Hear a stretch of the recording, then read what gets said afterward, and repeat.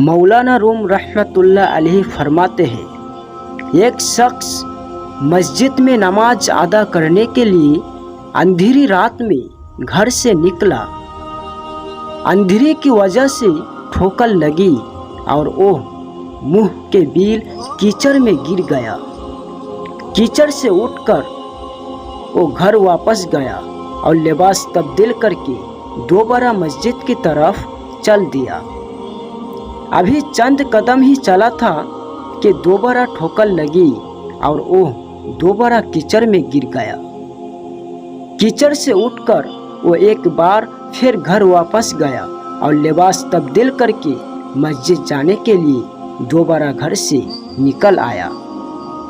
अपने घर के दरवाजे पर उसे एक शख्स मिला जो अपने हाथ में एक रोशन चिराग थामे हुए था।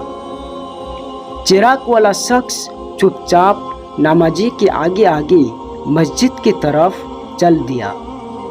इस बार चिराग की रोशनी में नमाजी को मस्जिद तक पहुंचने में किसी दुश्वारी का सामना न करना पड़ा और वो बेखैरियत मस्जिद तक पहुंच गया। मस्जिद के दरवाजे पर पहुंचकर चिराग वाला शख्स रुक गया। नमाजी उसे वही छोड़कर मस्जिद में दाखिल हो गया और नमाज अदा करने लगा।